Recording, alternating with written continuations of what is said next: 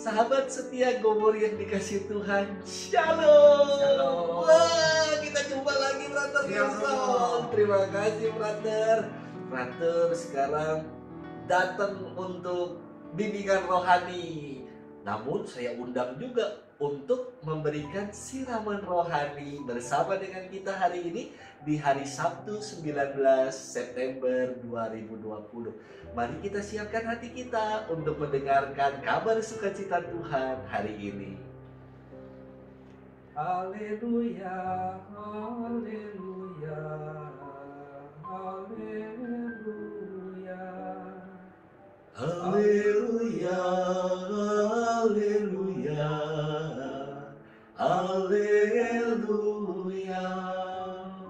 Berbahagialah orang yang menyimpan sabda Allah dalam hati yang baik dan tulus ikhlas dan menghasilkan buah dalam ketekunan. Haleluya, haleluya, haleluya. Tuhan sertamu Dan sertamu juga. Inilah Injil Yesus Kristus menurut Lukas. Dimuliakanlah Tuhan. Banyak orang datang berbondong-bondong dari kota-kota sekitar kepada Yesus. Maka Yesus berkata dalam sebuah perumpamaan. Adalah seorang penabur keluar untuk menaburkan benih. Waktu ia menabur, sebagian benih itu jatuh di pinggir jalan, lalu diinjak-injak orang dan dimakan burung-burung di udara sampai habis. Sebagian jatuh di tanah yang berbatu-batu dan tumbuh sebentar, lalu layu karena tidak mendapat air. Sebagian lagi jatuh di semak berduri, sehingga terhimpit sampai mati oleh semak-semak dan yang tumbuh-tumbuh bersama-sama dengan semak berduri itu. Dan sebagian jatuh di tanah yang baik, lalu tumbuh dan berbuah 100 kali lipat. Sesudah itu Yesus berseru, barang siapa mempunyai telinga untuk mendengar, hendaklah mendengar. Para murid menanyakan kepada Yesus maksud perumpamaan itu. Yesus menjawab, kalian diberi karunia untuk mengetahui rahasia kerajaan Allah, tetapi hal itu diwartakan kepada orang lain dalam perumpamaan, supaya sekalipun memandang mereka tidak melihat, dan sekalipun mendengar mereka tidak mengerti. Inilah arti perumpamaan itu. Benih itu ialah sabda Allah, yang jatuh di pinggir jalan ialah orang yang telah mendengarnya, kemudian datanglah iblis lalu mengambil sabda itu dari dalam hati mereka, supaya mereka jangan percaya dan diselamatkan. Yang jatuh di tanah berbatu-batu ialah orang yang setelah mendengar sabda itu menerimanya dengan gembira, tetapi mereka tidak berakal. Mereka hanya percaya sebentar saja, dan dalam masa pencobaan mereka murtad. Yang jatuh dalam semak duri ialah orang yang mendengar sabda itu, dan dalam pertumbuhan selanjutnya mereka terhimpit oleh kekhawatiran, kekayaan, dan kenikmatan hidup, sehingga mereka tidak menghasilkan buah yang matang. Yang jatuh di tanah yang baik ialah orang yang mendengar sabda itu dan menyimpannya dalam hati yang baik, dan menghasilkan buah dalam ketekunan. Demikianlah Injil Tuhan. Terpujilah Kristus. Sahabat setia Gomor yang dikasih Tuhan, juga Brother Wilson, Shalom semuanya. Wah, Brother sekaligus latihan khotbah. dulu kami di seminari ada yang namanya latihan khotbah. Setiap seminggu sekali kalau saya tidak keliru kita berlatih khotbah di hadapan umat-umat yang dipilih, dan umat-umat itu memberikan penilaian. Wah, di sini tidak ada yang memberikan penilaian, kita mau sharing rohani, berbagi siraman rohani dan inspirasi dari firman yang tadi baru kita dengar. Brother, tadi itu kan digambarkan seorang penabur ya. Seorang penabur kan ahli pasti, dia tahu lah seharusnya dia menabur di tempat yang baik, di tempat yang tepat, di tanah yang baik, di tanah yang subur.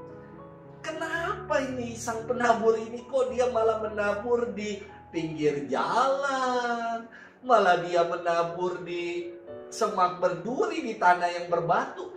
Kenapa tidak menabur di tanah yang subur? Menurut Frater, kenapa ya? Kalau di sini dibilang dong bahwa penabur itu adalah Allah sendiri. Allah sendiri. Dan benih itu adalah firman yang ditanamkan di hati manusia. Itulah.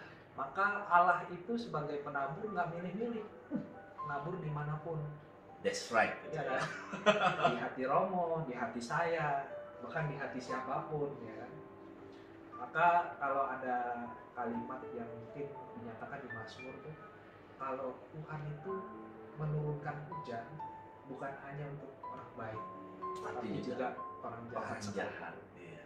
Matahari terbit dari timur ke barat juga bukan hanya untuk orang baik, tapi juga orang jahat. Nggak pilih-pilih Siapapun. Iya. Kebaikan Allah dicurahkan kepada semua orang. Tinggal pertanyaannya sebagaimana digambarkan dalam perumpamaan yang tadi sudah dijelaskan Yesus, saya kira. Firman yang ditaburkan di pinggir jalan diinjak-injak orang.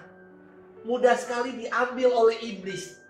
Ketika kita udah mendengarkan firman, contoh, setiap hari kita dengarkan gowori, apakah ada sukacita dalam diri kita? Kalau belum ada sukacita, jangan-jangan benih firman itu seperti ditaburkan di pinggir jalan. Mudah sekali untuk diinjak-injak. Atau ketika kita setia punya waktu teduh merenungkan firman Tuhan, macam tadi, yang ditaburkan di tanah-tanah yang berbatu, dia tumbuh sebentar tapi kemudian layu. Mirip dengan kata Tuhan ketika kita terhimpit, secara khusus di masa pandemi ini ketika kita mengalami PSBB. Kita rajin saat teduh baca firman, namun tidak mengakar firman-Nya. Ketika kita mengalami badai pencobaan dalam hidup, kita menjadi tidak mempunyai pengharapan dan akhirnya murtad, tadi dikatakan dalam firman. Maka intinya adalah tadi yang saya kira, apakah kita sudah menjadi tanah-tanah yang baik, tanah-tanah yang subur, supaya benih firman yang ditaburkan, yang senantiasa menjadi inspirasi dalam hidup, kita buat dalam keseharian hidup kita. Sahabat setia Gowori dan Frater yang dikasihi Tuhan, yang menarik lagi tadi, firman yang ditaburkan di tanah yang baik, benih yang ditaburkan di tanah yang baik, dia tumbuh. Frater, ada tips tidak supaya benih yang baik, kita tanah yang baik, bisa tumbuh? Kan perlu disiram, dipupuk. Tipsnya apa, Frater? Iya. Kadang-kadang kalau masa pandemi ini saya sering dengar ya, umat atau kita semua, Frater, saya pagi bisa mandi. Ya. Terus nanti agak siangan dikit nonton Gowori. Ya. Terus nanti malam dikit ikut kompletorium. Ya kan? Tapi kadang-kadang ada umat yang masih ngomong sama saya, kayaknya kok rasanya tuh gitu-gitu aja hidup saya. Bahwa udah ikut ini, udah ikut itu, tapi biasa-biasa aja. Maka untuk mengalami pertumbuhan mungkin kita harus mengalami suatu pengalaman pertobatan. Luar biasa. Jadi mengalami yang namanya pengalaman kasih Allah sungguh-sungguh dalam hidup kita, supaya kita mengalami, benar ya, Tuhan itu menyertai hidup kita. Misalnya pengalaman kecelakaan yang paling sering diceritain orang. Pewarta-pewarta kan sering tuh, dulu saya naik mobil, terus mobilnya terjun ke jurang, tapi saya masih selamat. Maka punya pengalaman seperti itu, miliki pengalaman iman. Sejauh mana kita mengalami hidup kita ini dalam penyertaan Tuhan. Saya juga sering ceritain ya kayak gitu. Balap kan, Om, balap. Yang paling penting adalah mengalami kasih Tuhan melalui pertobatan. Saya kira ketika kita mengalami hal itu, mengalami kasih Tuhan dalam hidup, berarti benih itu pertama kali sebelum bertumbuh dia akan mengakar. Maka pengalaman dasar rohani kita adalah mengalami cinta Tuhan, merasakan cinta dan kasih-Nya di dalam hidup kita. Kita sungguh dicintai oleh Tuhan. Tadi Frater sudah jelas-jelas di awal mengatakan kebaikan Tuhan untuk kita semua, diberikan kepada kita semua. Maka waktunya sekarang, mari kita semakin mengakar. Ketika kita udah semakin mengakar, pasti kita akan bertumbuh. Ketika kita merasa dicintai, maka kita pun akan semakin bertumbuh dalam cinta, hingga akhirnya boleh berbuah, membagikan cinta itu dalam kehidupan sehari-hari. Frater, terima kasih untuk kebersamaan kita dalam renungan bersama siraman rohani di channel Gowori hari Sabtu ini. Tuhan memberkati kita semua. Di dalam nama Bapa dan Putra dan Roh Kudus. Amin. Dadah.